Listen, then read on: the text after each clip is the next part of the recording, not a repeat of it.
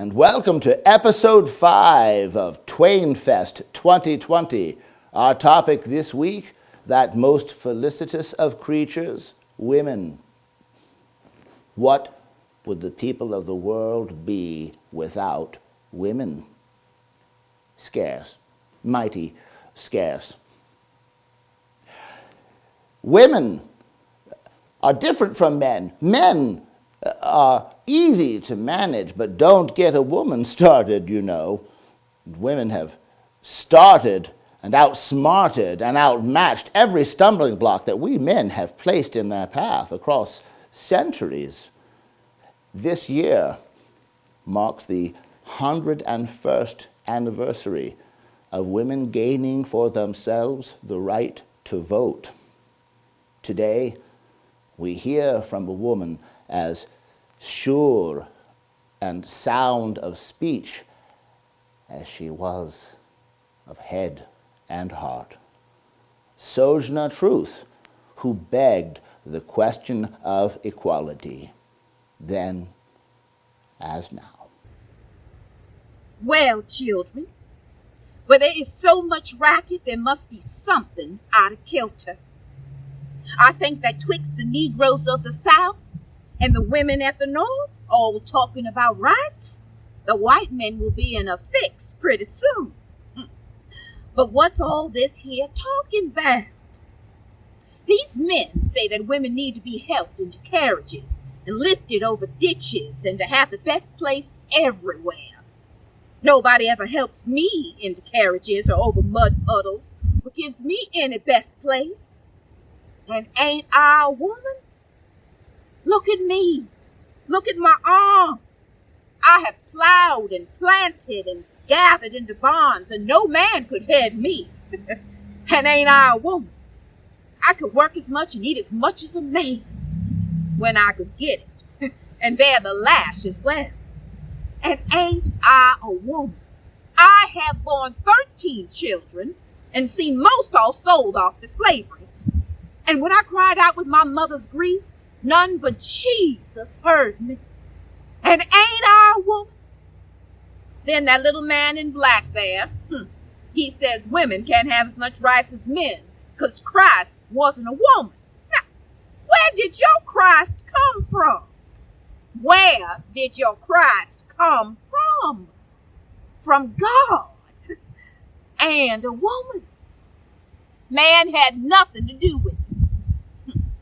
If the first woman God ever made was strong enough to turn the world upside down all alone, these women together ought to be able to turn it back and get it right side up again. And now, old Sojourner ain't got nothing more to say.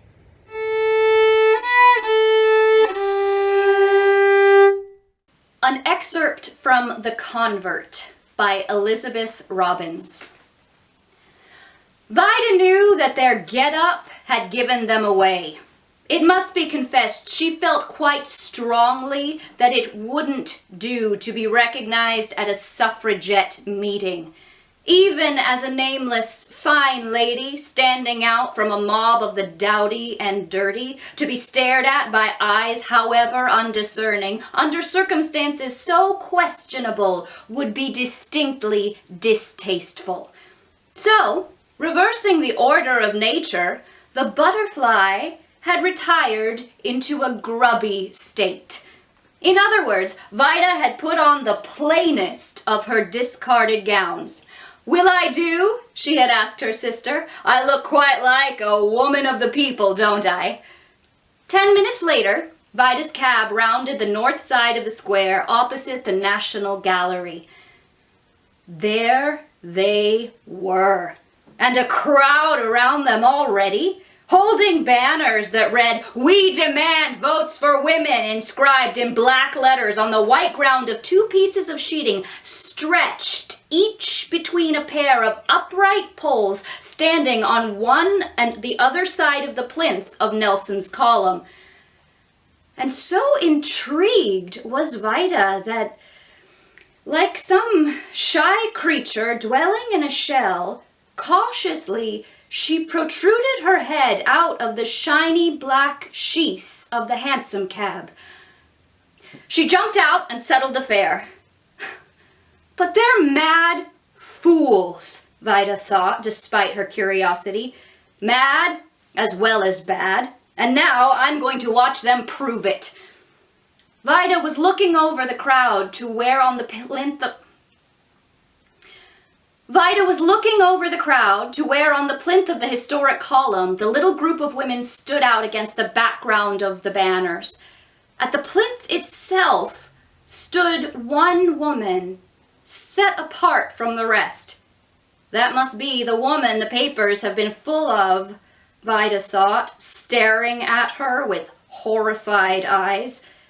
The woman in question was certainly more robust-looking than the others, but even she had the pallor of the worker in this town. She carried her fine head and shoulders badly, like one who has stooped over a task at an age when she should have been running about the fields. She drew her thick brows together every now and then, with an effect of determination that gave her well-chiseled features so dark and foreboding an aspect, it was a surprise to see the grace that swept into her face when, at something one of her comrades said, she broke into a smile. Two shabby men on Vida's left were working themselves into a fine state of moral indignation over the laxity of the police in allowing these women to air their vanity in public. Coming here to show us how to do our business? It's part of what I mean when I say we're on the downgrade. Vida noticed a faded-looking personage who had been going about on the fringe of the crowd with a file of propagandist literature on her arm. Vida beckoned to her. She made her way with some difficulty through the chafing, jostling horde. "Can you tell me who the speakers are?" asked Vida. "Oh, yes." The haggard face brightened before the task. "That one is the famous Mrs. Claxton. She hasn't been out of prison too long." "Out of prison?" Vida said. Just then, the figure came to the edge of the plinth to open the meeting. "Friends," she began. The crowd hooted that proposition with the start, but the pale woman with the candid eyes went on as calmly as though she had been received with polite applause, telling the jeering crowd that they were met there to pass a censure on the government. Ha ha! Neighed a man in a slouch cap. And to express our sympathy with the brave women still in prison. Serve up jolly well right. Our friends who are in prison are there simply for trying to participate in their own government through the usual channels always open to citizens having political grievances. Citizens, not citizens, suffragettes! Suffragettes, if you like. The speaker's voice rang out. To get an abuse listened to is the first thing. To get it understood is the next. Rather than not have our cause stand out clear and unmistakable before a preoccupied, careless world, we accept the clumsy label. We bear it proudly. And it won't be the first time in history that a name given in derision has become a badge of honor. Vida blanched. Why, the woman's eyes were suffused. A flush had mounted up to her hair. How she cared. You ain't told us the reason you want the vote. Reason? Why, she's a woman. Ha ha! Someone asking at this time of day why women want the vote? Why, for exactly the same reason as you men do. Because not having any voice in public affairs, our interests are neglected. And since woman's interests are man's, all humanity suffers.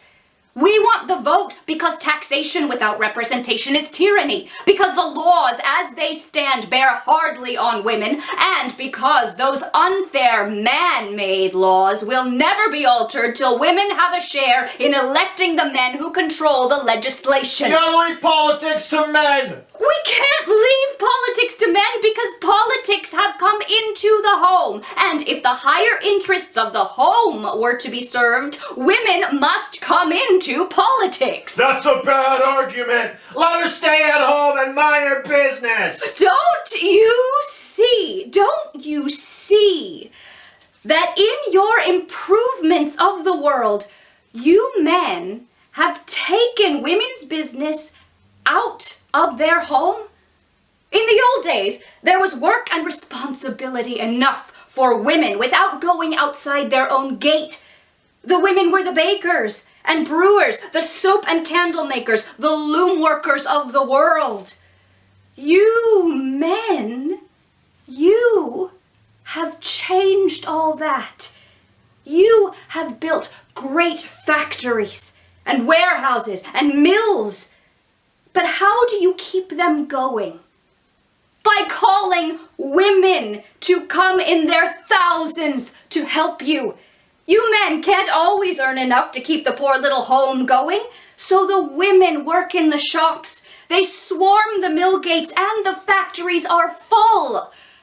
Then there are those men, philanthropists, statesmen, who believe they are safeguarding the interests of women by making laws restricting their work, and so restricting their resources without ever consulting the women.